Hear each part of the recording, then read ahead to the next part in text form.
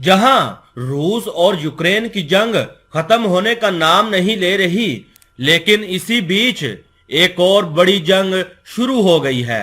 ये जंग war of गजा है। यहां पर इजराइल और फलस्तीन में झड़पें होना शुरू हो गई हैं।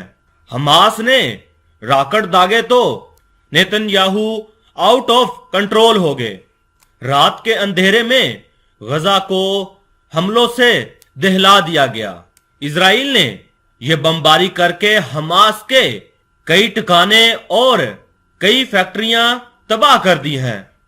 अब इस इलाके में जिस तरह की टेंशन है, उससे एक बड़ी जंग की आहट सुनाई दे रही है।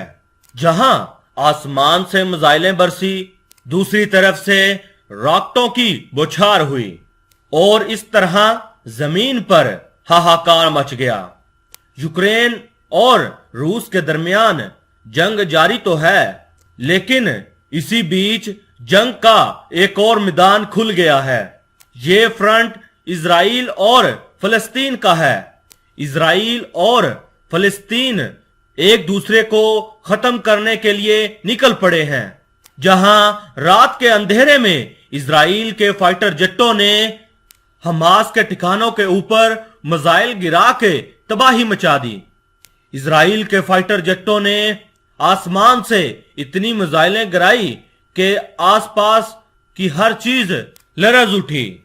ये नेतन्याहू का बदला है उस रॉकेट स्ट्राइक का जो इजराइल पर हुआ था, जिसे हमास ने अंजाम दिया था।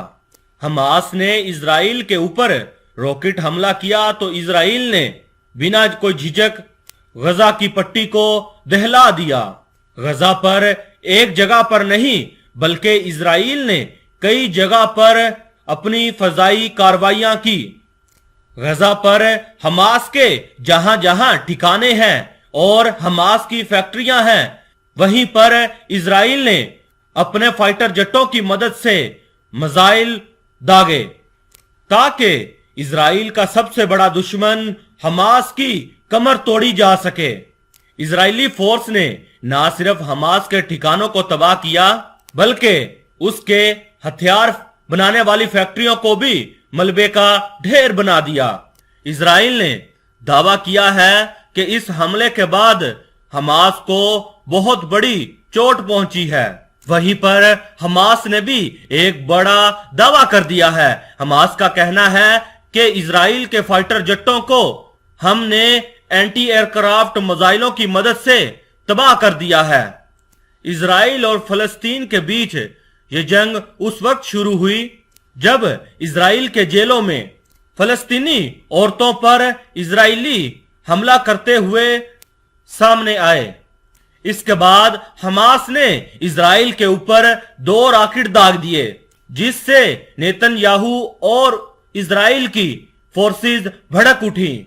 उसके बाद इजराइल ने अपनी एयरफोर्स को हुक्म जारी कर दिया कि रात के अंधेरे में हमास के अड्डे और इनके हथियार बनाने वाली फैक्ट्रियों को उड़ा दिया जाए। उसके बाद इजरायली एयरफोर्स ने जब गजा पर कार्रवाई की तो पूरा गजा हमलों से लरज उठा। जाहिर है जब हमास ने इजराइल के ऊपर रॉकेट हमले किए तो इजराइल ने भी जवाबी कार्रवाई तो करनी थी। इजराइल की मिसाइल स्ट्राइक के बाद इस इलाके में तनाव और ज्यादा शिद्दत इख्तियार कर गया है। अगर ये जंग जल्दी ना खत्म हुई तो दुनिया एक और बड़ी जंगी मैदान देखेगी। वो मैदान इजराइल और फलस्तीन का होगा।